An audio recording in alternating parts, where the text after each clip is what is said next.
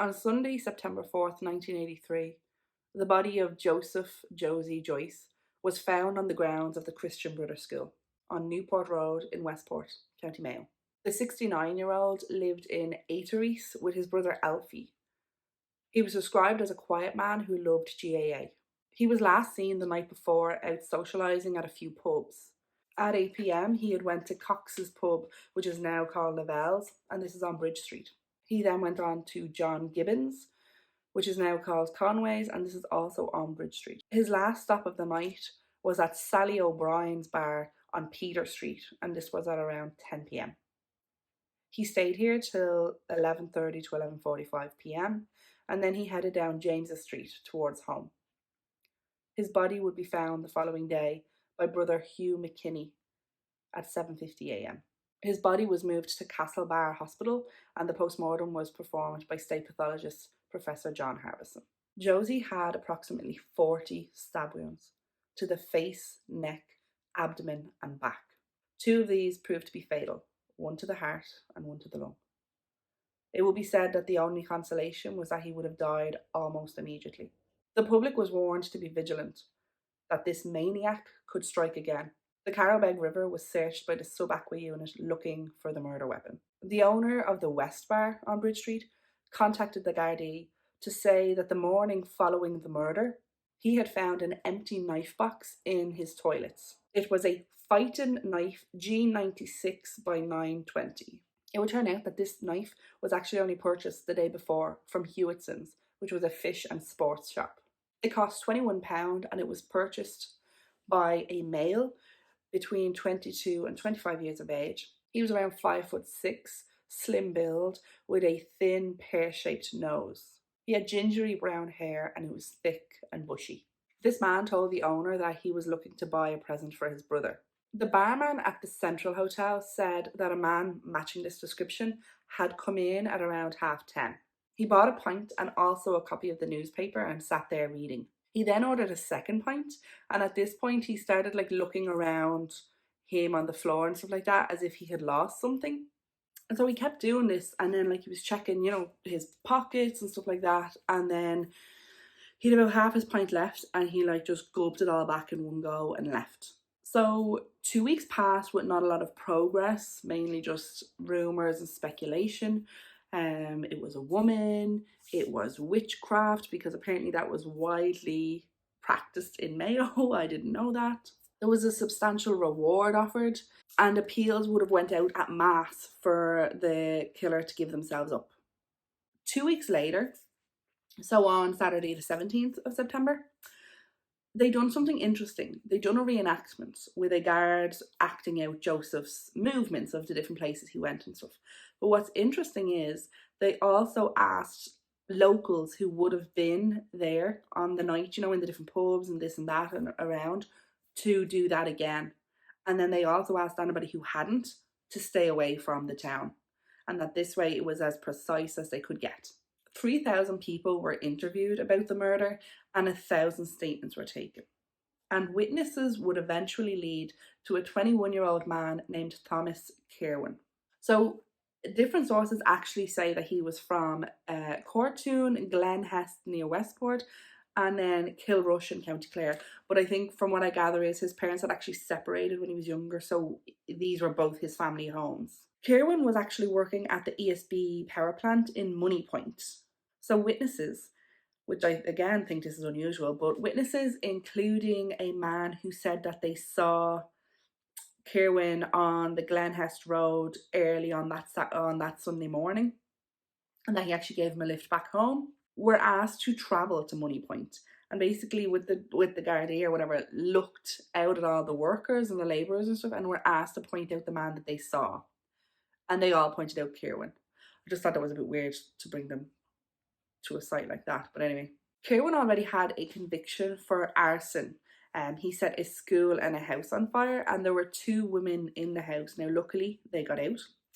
He spent 3 years in prison for this, but during that time he was actually transferred to Limerick Mental Hospital. So on the 21st of September he was actually arrested for a robbery in a shop that happened a few months earlier, and so he actually admitted to this. He told them that he'd done that. And then the Gardaí told him that they were investigating, the murder of Josie Joyce. And then with that, he gave a confession. Now, I will point out that the John Courtney was a part of this investigation, and as we've discussed before, John Courtney was part of the murder squad, and they have used heavy-handed tactics in the past to get confessions. So I'm just putting that there. So he basically says that he was out, and he does actually say that he went into the fish and sports shop to look at, he was looking at different things, fishing rods and stuff, and he was actually looking for something he said he was looking for something for his brother. But he would say that he said this purely because he thought that they wouldn't sell him the knife if they knew that he had already had drink on him and stuff like that. So yeah, essentially he had drank a lot, and then he stole a bike to leave town and then went back. It was a whole hullabaloo. And he went back to get food, I think. And then when he was coming back, essentially what happened was he met Josie Joyce as he was heading back in, and Josie was obviously going home. And I think he had just had a bit of an exhausting night or whatever, and he just says that Josie said something to him, and he doesn't know, like, it's not said anywhere what he said, but what he said, Thomas says that whatever he said, it just like set him off. He was just annoyed, and he took out the knife and just started stabbing the man.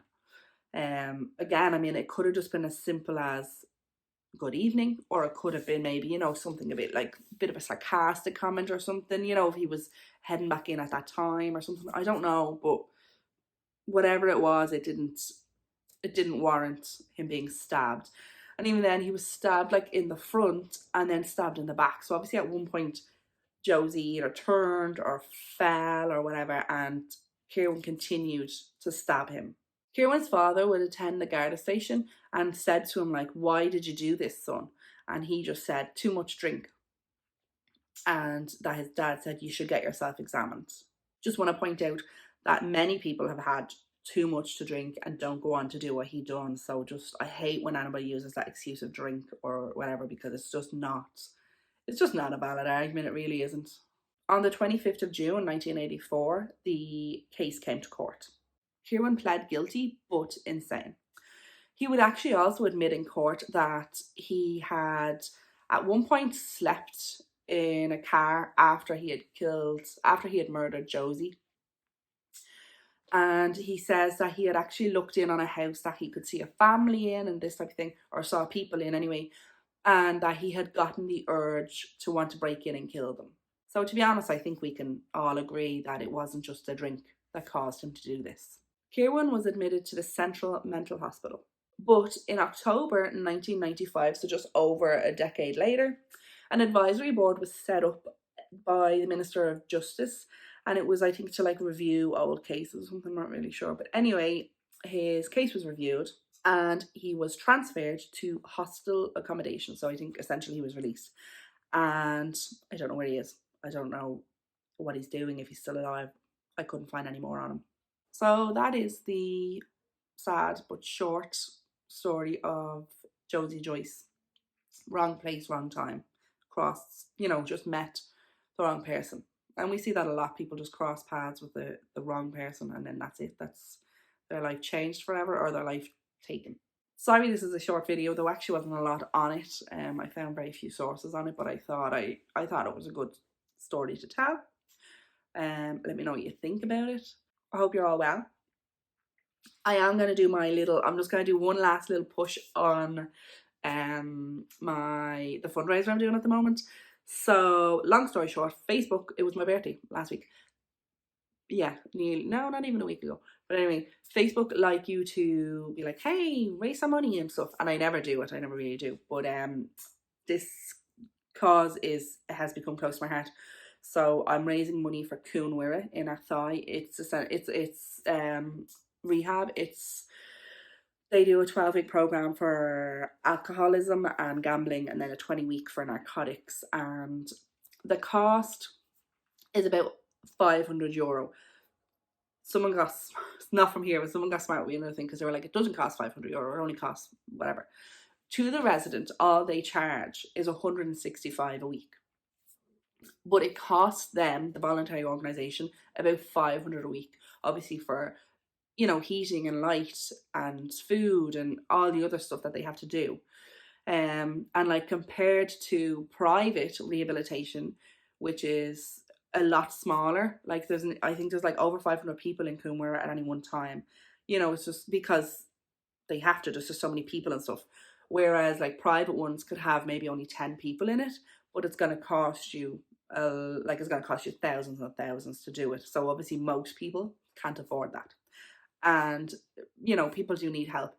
These things are a disease. An addiction is a disease. If you disagree with that, please be respectful in the comments. But it is a disease, and it's something that people need help with.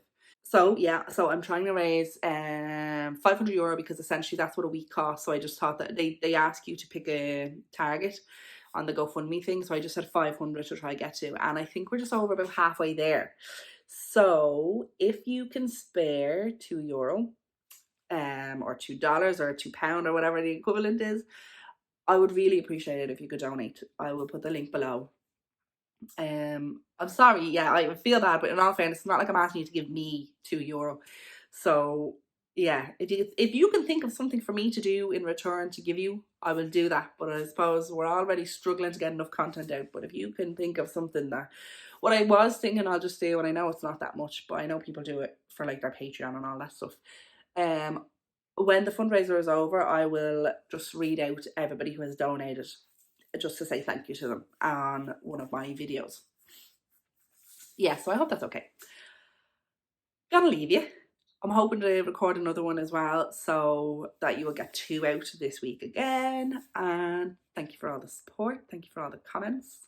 And any feedback, let me know. And any case suggestions, let me know. Okay, have a good day. Thanks. See you in the next video. Bye.